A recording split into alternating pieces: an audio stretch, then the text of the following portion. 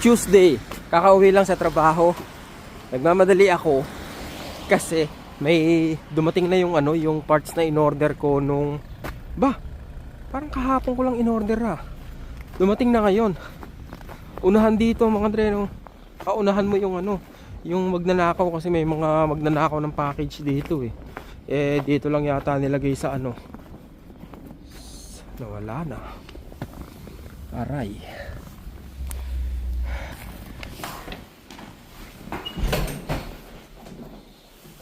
Yung picture sa akin dito nilagay eh.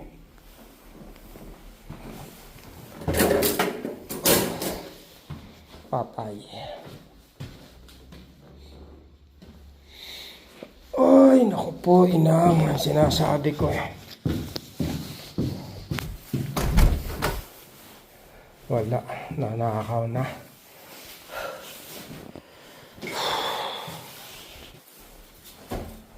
Nanakaw na nga. Yung pinakita sa akin picture, pinadala sa akin picture, dito nakalagay yun, sa first step. Sa first step o sa second step ng hagdan? Tiga rito lang sa building namin yung ano eh, yung magnanakaw eh. Kasi nung nakaraan, parang may nawalang package.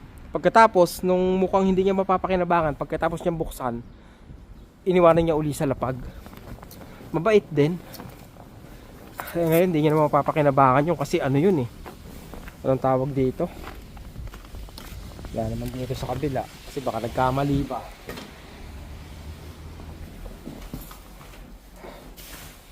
Anak ka ng teteng naman oh. Hindi mo mapapakinabangan yun. Aray ko.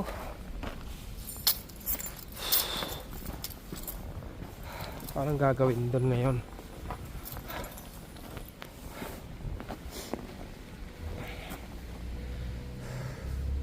$80 yun. $81. Isip. Sana ibalik. Kasi hindi niya naman papakinabangan yun.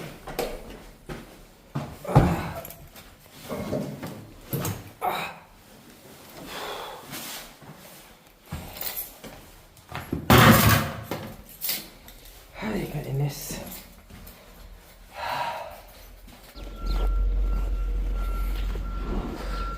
Ito na naman.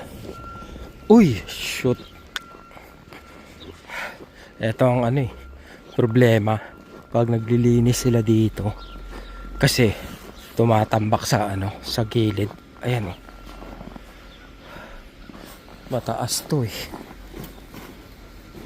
Parang ang daming binagsak na snow ngayon. Yung puti, truck yan. Pero nahihirapan din siya sa snow, di ba? Ako pa kaya mamaya palabas, patay. Sana huwag ako mabalahaw. Patapos na tayo maglinis. Oh gosh, medyo mataas yung binagsak kasi na snow. Sana makalampas ako. Yung truck nahihirapan eh. Tingnan natin. Tulak.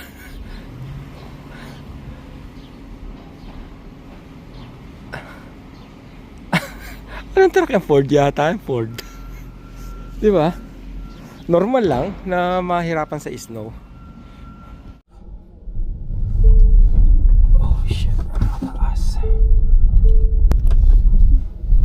Dito, pag umabante naman ako at biglang huminto yung sasakyan, ang gagawin ko, i-atras ko siya ng konti. Once na gumalaw na ako, kahit konti lang pa atras, bigla ko naman siya uling i-abante. Kailangan ko lang ng momentum nang sa ganun magkaroon ako ng buwelo pa atras o pa abante. At yun nga, nakuha ko.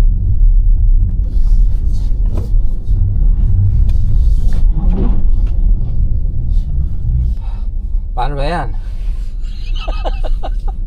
Very good track. Kaya lang, pag nagtuloy-tuloy ang snow, mamaya mahirapan ako pa uwi. Grabe, ang dami binagsak ngayon. Akala ko hindi ako makakaalis. Hirap na hirap ako. Hopefully, makalampas ako dun pataas. Hopefully nakago at wag mag-stop. Pambira. Pataas kasi ito mga Dre, doon banda sa unahan. Nagkaalangan lang talaga ako dito pag pag masyadong makapal yung snow sa kalsada na parang slushy yung dating niya. Yun, doon siya nahihirapan eh. Slushy, tsaka yung nag-build up yung ice, yung snow naging parang manipis na ice. Kaya medyo challenging yan. Ito pataas to. And I think okay lang naman siguro. Walang problema. Yun, nakago na. Yun ang pinakamaganda sa lahat. Huwag ka mag-i-stop. Okay, ito pataas na naman to. Uy.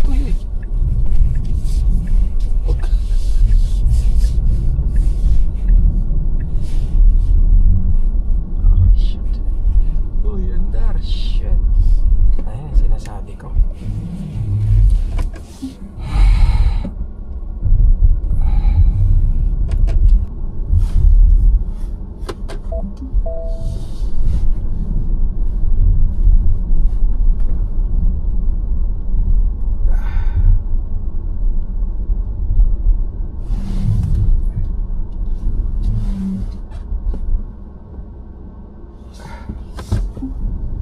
Isa pa.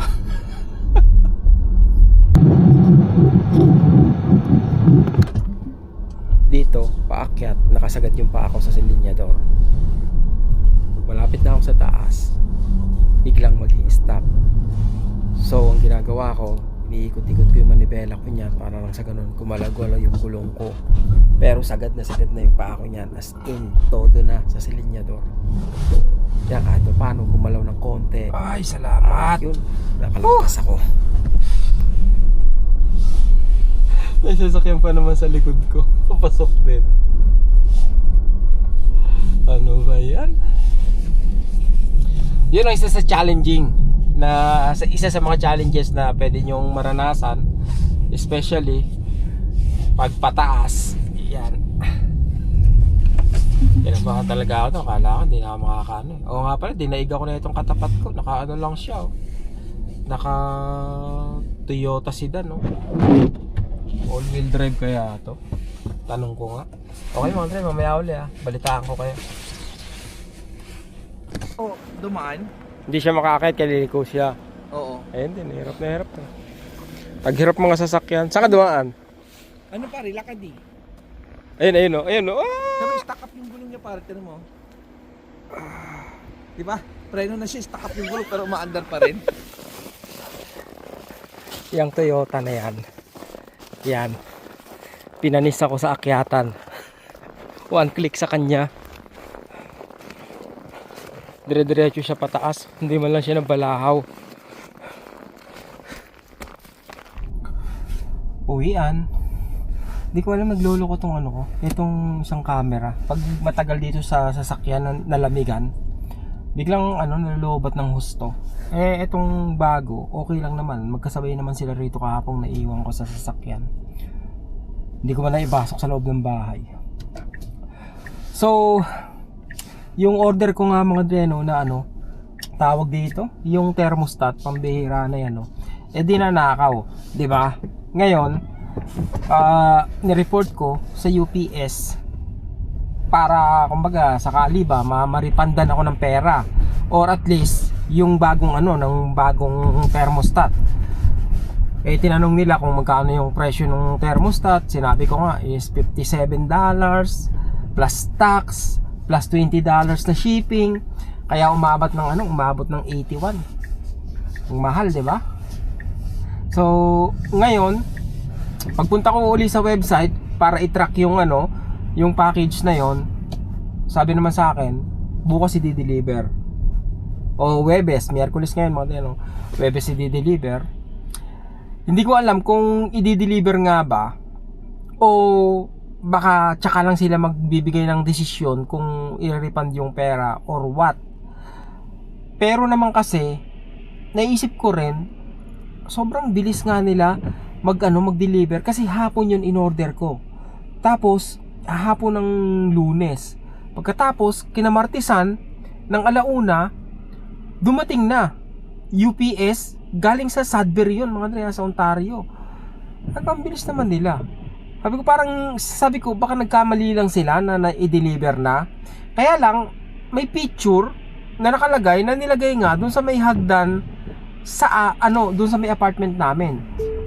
Kaya pag may ino-order ako, dito ko na lang pinapa-deliver sa school Kasi safe pa Kasi pag sa bahay, nakikipag-unahan ka nga sa mga magnanakaw.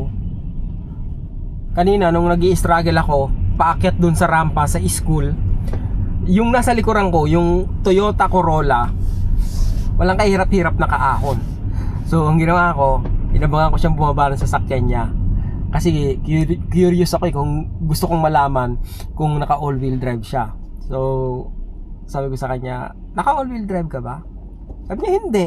Ako talaga? Wala kang kahirap-hirap dun Sabi niya, nagpalit ako ng gulong. Sabi niya sa akin, dati, ganun daw yung problema niya. Kasi nga, medyo lumang modelo yung Toyota Corolla niya. Sabi niya, di ganun pangaraw yung yung bintana yung manual. Sabi niya, nagpalit ako ng gulong. Dati, lagi rin akong dulas-dulas, hirap ako. So, nagpalit ako ng gulong. Medyo may kamahalan, pero ang laking bagay. Kaya, ganun na lang gagawin ko, mag-i-invest ako sa gulong. At least, meron akong ilang buwan para mag-ipon ng 1,600 plus tax. Let's say kulang-kulang 2,000 mga dreno para sa 4 na winter tire na maganda-ganda. And baka yun na ang makapag-solve ng problema ko.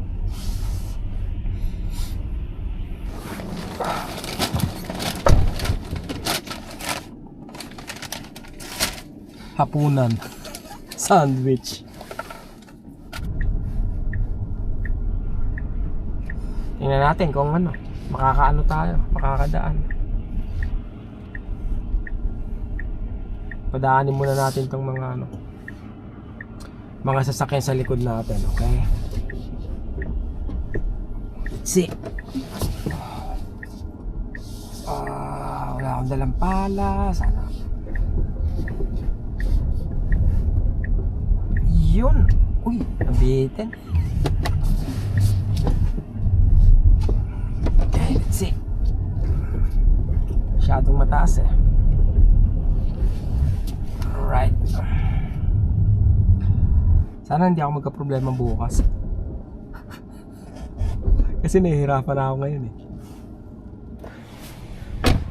Ang kapal 'Di ba? So magpapala muna ako.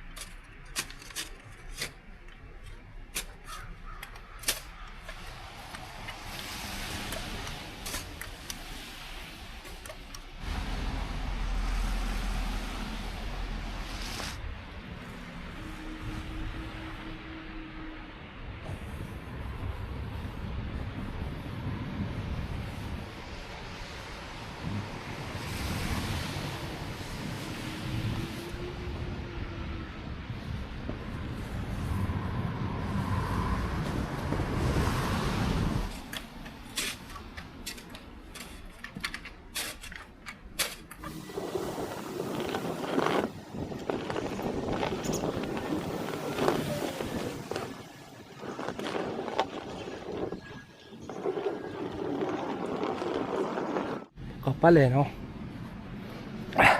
Saan ako kailangan magbawas? Dito, ang kapal din dito. Dito ako nahirapan Kailangan ko rin ikalat-kalat to, titigas to hindi hindi pa sila maglilinis Nahirapan ako dito bukas. Tsaka kawawa yung sasakyan pag pag man tawag dito, baka sumahid yung pang ilalim ba. Kapal ng snow na yan walang problema naman, di ba? Ang problema lang pag pag nagda-drive ka na tapos yung parang patunaw yung snow na dumidikit sa gulong mo, kaya napupuno yung gulong mo, kaya dulas-dulas ka. Pero kung mga ganitong klaseng snow, baliwala to.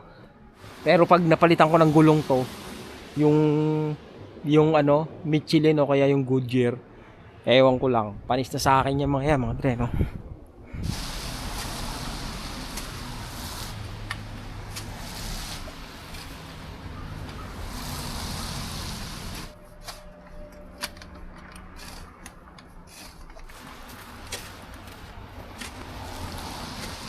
pinaghahandaan ko na yung bukas. Kasi pag tumigas yan, baka mas masira pa yung pangilalim ko pag sumayad dyan. Kapal na lang yung snow eh. Ano pa bang magagawa ko dito?